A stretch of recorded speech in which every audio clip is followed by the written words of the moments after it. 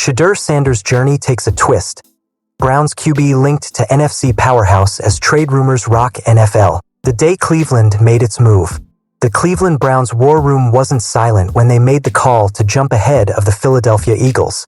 It was a move born from conviction, not desperation.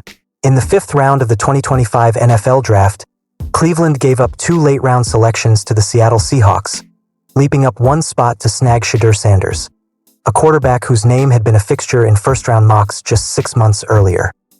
It was a dramatic slide for the son of Hall of Famer and Colorado head coach Deion Coach Prime Sanders. At one point, Shedeur was projected as the number 2 quarterback prospect in his class, hailed as a future franchise centerpiece. But a rocky finish to his final college season, combined with questions about his readiness to step in as a day 1 starter, saw his draft stock take a nosedive. By the time pick number 144 rolled around, several teams were circling, and Cleveland struck first. Cam Newton spills the draft day tea. Former NFL MVP Cam Newton has been one of Shedeur's most vocal supporters since his days at Colorado.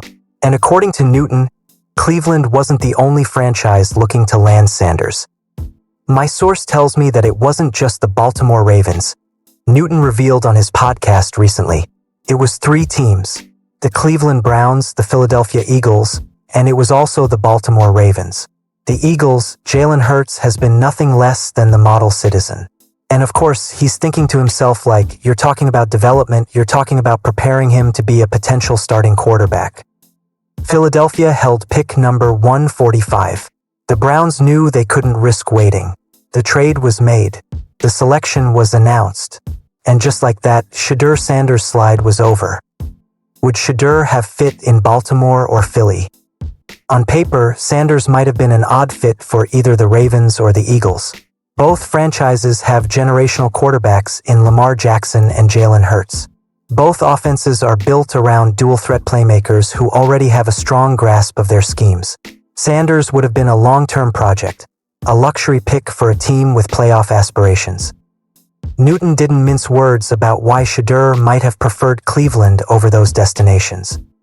All money ain't good money, Newton said. He knew he wouldn't play unless Lamar or Jalen got hurt.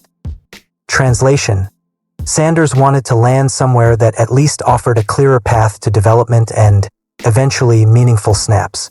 Baltimore and Philadelphia might have been intriguing on paper, but the bench could have been a permanent home. The reality in Cleveland. Ironically, Shedeur's path in Cleveland isn't much easier. He begins the year as QB3 behind a 40-year-old Joe Flacco, a Super Bowl MVP and playoff-tested veteran, and fellow rookie Dylan Gabriel, who has already been earning buzz as the likely QB2. Insiders have stressed that this is a developmental year for Sanders, not a competition year. For all the football conspiracy theorists out there trying to decode the real reason the Cleveland Browns drafted Shedeur Sanders, here's the truth. There is no big secret. Diana Rossini of The Athletic reported. The pick wasn't some master plan from ownership. It was GM Andrew Berry's call, rooted in his belief that Cleveland's coaching staff could bring out the best in Sanders and help him grow into an NFL quarterback. In other words, this is a slow burn.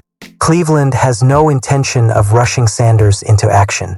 Barring catastrophic injuries, fans shouldn't expect to see him under center this season. Shedeur speaks. Kind of. Following Cleveland's loss to Baltimore earlier this season, Sanders was asked about reports that he told the Ravens not to draft him. His answer?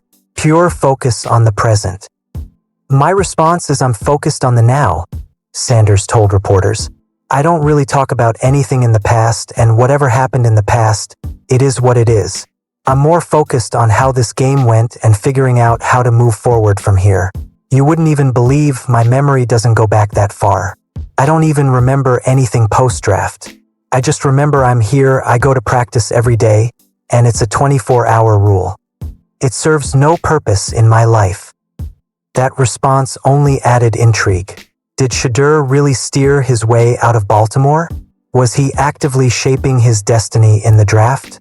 Whatever the truth, it's clear he's committed to writing his own NFL story from this point forward. The Browns' current QB situation. For now, the Browns are sticking with Flacco, But the calls for change are growing louder. Cleveland's offense has been uneven at best, with stretches of brilliance overshadowed by inconsistency. Dillon Gabriel, who looked sharp in preseason action, has been touted as the future backup, and possibly more if Flacco struggles. That puts Sanders in a unique position. He's a developmental QB, yes, but he's also a potential wild card. Should Cleveland's season go off the rails, the calls for Shedeur to get reps could grow louder. And that's when things could get very interesting. Meanwhile, trade buzz heats up. Chris Olave on the block? As if the Browns' QB storyline wasn't enough, there's another ripple moving through the NFL. This one involving star receiver Chris Olave. The New Orleans Saints have stumbled to a 0-2 start, and speculation is mounting that the team could consider selling off assets to accelerate a rebuild. Olave, one of the league's smoothest route runners and most consistent producers, would instantly be the most coveted receiver on the trade market. Multiple contenders are already being linked to him, including New York Jets. Reuniting Olave with Garrett Wilson and Justin Fields could turn the Jets' offense into an Ohio State reunion tour. With Wilson already carrying the WR1 load, Olave would immediately make this passing attack dangerous. Pittsburgh Steelers. The Steelers have the defense to compete, but need another reliable playmaker to help balance the offense.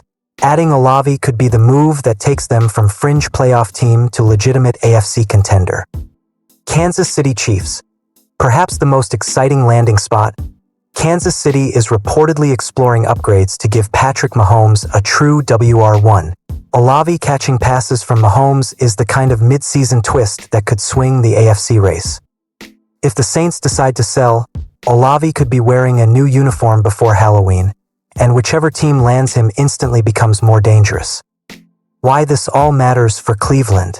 If Cleveland falters early, they could become buyers at the trade deadline themselves. A weapon like Olave could help whoever is under center, whether it's Flacco, Gabriel, or even Sanders later in the year. GM Andrew Berry has been aggressive before. If he believes this team can make a late-season push, don't count out the Browns as a surprise suitor. For now, though, all eyes remain on the quarterback room. Shedeur Sanders' NFL journey is just beginning, but every decision, from the trade-up to his development plan, feels like it's laying the groundwork for a future where Sanders could take the reins in Cleveland. For now, though, all eyes remain on the quarterback room.